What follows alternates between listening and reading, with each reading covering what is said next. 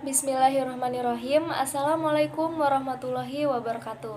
Perkenalkan, nama saya Dini Kurutul Aini dengan NIM 19152150. Saya dari jurusan Bimbingan Konseling Islam kelas 4D Universitas Islam Negeri Sultan Maulana Hasanuddin Banten.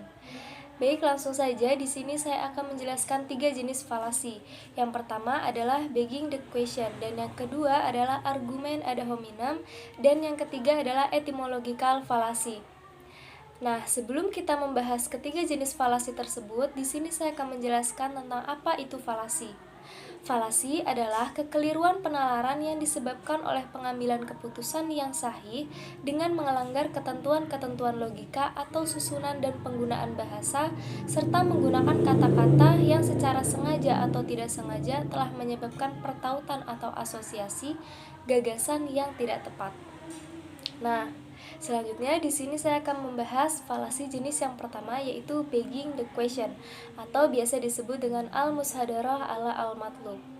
Begging the question yaitu Anda tidak membuktikan apa yang seharusnya Anda buktikan, tetapi justru menerimanya dengan kebenaran. Jadi, Anda meletakkan suatu konklusi sebagai salah satu premis, problem sebagai solusi, dan klaim sebagai dalil. Itu adalah bagian dari arguing in a circle. Nah, contohnya seperti apa? Contohnya, manusia adalah orang, dan semua orang itu bisa tertawa. Jadi kesimpulannya manusia bisa tertawa. Nah, konklusi sama dengan premis mayor. Manusia dan orang adalah sinonim, padahal prinsip argumentasi adalah bukti atau premis-premis itu harus lebih jelas daripada dibuktikan atau konklusinya. Jadi di dalam bahasa Arab, kata mushadarah itu sendiri bermakna penarikan, sedangkan matlub artinya ialah sesuatu yang dicari. Nah, jadi di dalam hal ini adalah konklusi atau kesimpulan. Dalam proses pembuktian klaim yang benar, para logikawan klasik memperkenalkan apa yang disebut sebagai kias atau silogisme. Kias itu terangkai, setidaknya dari 2 premis dan 1 konklusi. Ada salah satu kesalahan berpikir yang selama ini sering kita saksikan, baik dalam diskusi-diskusi ilmiah maupun dalam percakapan sehari-hari kita, khususnya di tembok-tembok media sosial yang kita kenal sebagai sarangnya obrolan-obrolan tak berguna.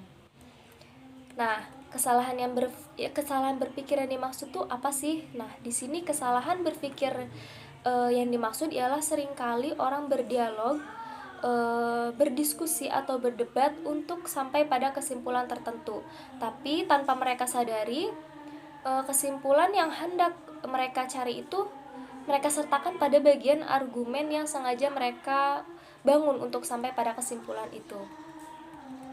Misalnya, sebagai contoh yang paling sederhana, saya dan kamu duduk bersama untuk menjawab pertanyaan, Nisa Sabian itu cantik atau tidak? Saya bisa menjawab tidak dan kamu bisa menjawab iya. Tergantung premis seperti apa yang kita bangun untuk memastikan kecantikan Nisa Sabian itu.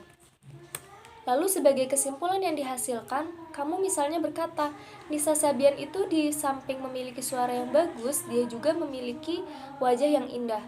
Setiap perempuan yang seperti itu layak disebut cantik. Jadi kesimpulannya, Nisa Sabian itu cantik. Nah, di sana ada konklusi yang ditarik ke dalam premis. Di bagian awal, yang bersangkutan sempat menyatakan bahwa Nisa Sabian itu memiliki wajah yang indah. Padahal, wajah indah dengan cantik itu maknanya sama saja. Itu saja.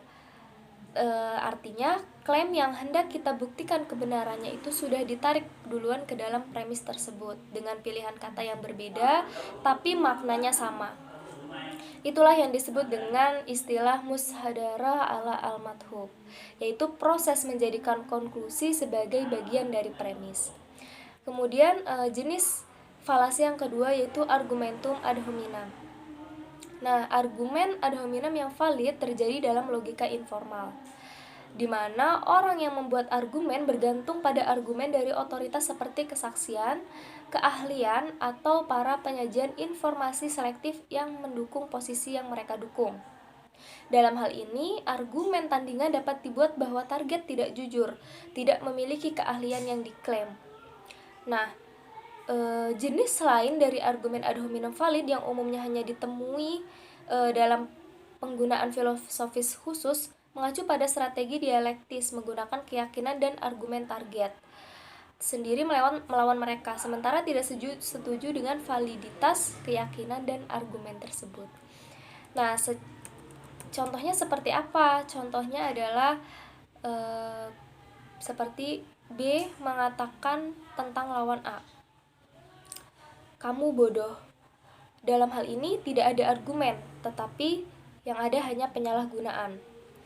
Nah, falasinya apa? Falasinya A membuat argumen B menjawab dengan kamu bodoh dan kamu bodoh dan kamu jelek, kamu tidak mungkin benar. Nah, B tidak memberikan tanggapan atau argumen yang tulus, hanya pelecehan.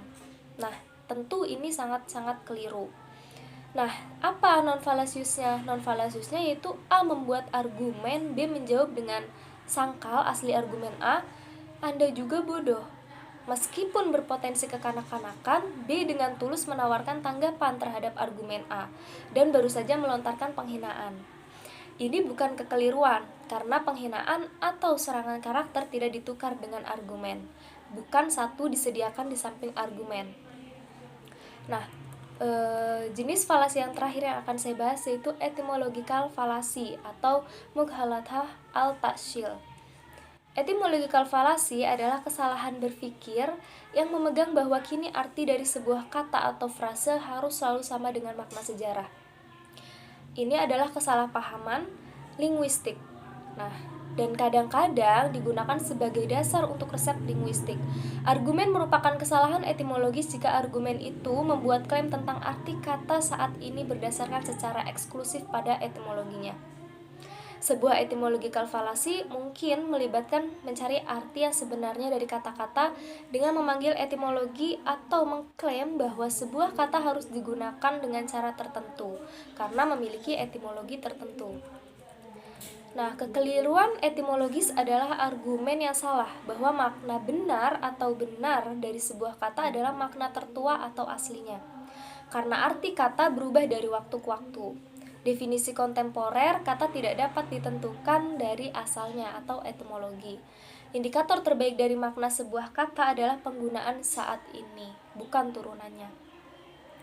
Nah, contohnya seperti apa? Di sini saya mencontohkan dari Oxford English Dictionary mencatat bahwa kata hitam memiliki sejarah yang sulit dan kadang-kadang dikacaukan dalam bahasa Inggris kuno dengan kata serupa yang berarti bersinar atau putih, tetapi penuturnya akan salah.